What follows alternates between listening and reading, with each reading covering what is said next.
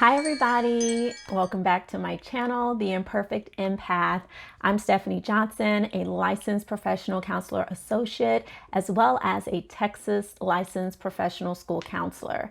And today I wanted to talk with you guys about field hours. How am I accumulating all 3,000 of my hours while working as a school counselor full-time and part-time as an LPC-A? If that's something that you're interested in, please keep watching. So most of you already know that in order to get full licensure as an LPC, you have to accumulate 3,000 hours or more of field hours. One of the things that I really appreciate about being a school counselor going through this process versus being a clinician working out of an agency is that all of my hours, hear me now, that I work as a school counselor count. Yeah, you heard me right. They do count. So I think the biggest question is, how is that possible? Well, I'll break it down kind of based on my log, how I log my hours. It may look different for each of you depending on your supervisor. And when I first started with my supervisor, she actually provided me with a log that she's used in the past with other supervisees. And so, you know, she was completely open to me having my own document, but I took a look at what she had and it seemed to really fall in line with what I do as a school counselor. So instead of reinventing the wheel, we just worked with what she had. The way that my log works out is the first half is broken up into my direct hours and the lower half is my indirect hours. My very first area of direct services, psychoeducation. As a school counselor, we do psychoeducation every single day, or at least I do, because as an elementary school counselor, I go into the classroom and I teach guidance lessons. That does look a lot different for middle school and high school. I would say anytime you are in front of a group of students and you are providing them any kind of education, such as social emotional learning, then that would fall under psychoeducation. I also wanted to mention that under psychoeducation, that does include career counseling, as well as discussions about bullying, about, let's see what else, bullying, anger management, conflict resolution. All of that falls under psychoeducation. Another category that I have for direct services is group counseling. I do group counseling almost daily. I do lunch bunch groups. I don't know what you guys call it, but that's when we have a group of students that meet with me during lunch. I usually focus on grade levels 1st through 5th grade. Don't really do groups with the kindergartners or pre-K or any of that. They're not quite ready for that yet. But yeah, 1st grade through 5th grade, I work with them. Lunch bunch is a really informal way to have small group sessions where we work on social skills. We set very brief goals that can be met in a short amount of time because these groups are meant to be short term. They're not long term at all. I do have a couple of long term groups, but those are not groups that I meet with during lunch, and they're a bit more structured. Usually we're working on some kind of behavioral goal that we set with teachers, admin, and parents. All right, my next section or my next category is I have child play sessions. So I repeat, I am not a trained play therapist. However, I do incorporate techniques of play therapy, and that includes sand tray, doll houses, puzzles, just various things to be able to work with students during an individual session. There are, however, times where I don't use play, and so I have a category for that as well, and it's labeled child non-play session. You don't have to separate the two. I chose to do that. You don't have to. And so my very last category for direct services is case consultation. And that's where you work with teachers, parents, admin, behavioral support, your school psychologist, as well as your social worker. You're all working together, setting goals, and figuring out how to best support the student that you're working with. So just to kind of recap those categories for direct services, that's psychoeducation, group counseling, individual play sessions, individual non-play sessions, and case consultation. That is how I accumulate all my direct hours. Next, indirect hours. Okay, so I kind of need to cycle back because I left off a really important direct service that I do for my campus, and that is crisis intervention. That's where I'm having to do a risk assessment for suicidal ideation, for non-suicidal self-injury, or for homicidal ideation. I am also a part of our threat assessment team, which includes any kind of threat against the campus itself. So if you are a part of that team on your campus, if you do risk assessments or any kind of crisis intervention, please make sure that that is listed on your hours, your log, as a category for your hours. So one of my categories for indirect hours does include meetings. Lots and lots of meetings.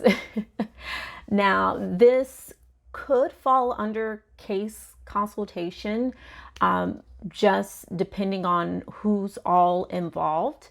But for me, my meetings don't always involve planning or meetings about a student that I'm working with. Sometimes those meetings are dealing with things involving the entire school, because I do provide services for the entire campus. So if I'm meeting with a principal or any personnel on campus and it has nothing to do with the individual student that I'm currently working with, it's just about needs for the campus, needs for teachers, because I do service them as well, that would fall under meetings. And I'm sorry I don't have a more formal way of stating that. I mean, I just put meetings. Maybe, I don't know, should I change that to something else more formal? Maybe it should be, I don't know. We're just going to call it meetings. Okay, another category that I have are phone calls. I make a lot of phone calls. And unfortunately, sometimes I'm placing phone calls to CPS. Sometimes I'm calling women's shelters. Sometimes I'm calling about attendance issues. I'm calling parents to let them know that, their student has done something super inappropriate and now I've had to pull them and talk to them about, personal space or inappropriate touching. So the interesting thing about that is in the beginning, I thought that that was considered a direct service, but my supervisor kind of helped clarify that because I'm not working directly. My phone call with the parent is not necessarily informing how we service the student, if that makes sense. I'm more so advising them. I'm just giving them information. I'm telling them that this thing has happened. I'm telling them these are the actions that took place. Are there questions? Are there comments? Do you have any additional concern? And usually I'm, relaying information between the parent and maybe admin, maybe our school psychologist. It's not a direct service. I mean, that was a gray area for me because I was feeling like, oh, but we're treatment planning, and no, not really. And actually treatment planning is still an indirect service. So we'll talk about that in a moment. The time that you spend doing case notes are really important. In the world of school counseling, we don't call them case notes. I just call it documentation. And every school district has a different platform that they use for documentation. And as school counselors, we do have to also be HIPAA compliant. So when we are doing our documentation, just as you would in a clinical setting, you want to make sure that you're not using a lot of identifying information that could be connected back to that student. Another category for indirect hours, the time that you spend consulting with your supervisor. You're supposed to spend 1 hour each week consulting with your supervisor, reviewing case notes, presenting cases. So that definitely counts under indirect hours. All right, the next category is going to be educational opportunities.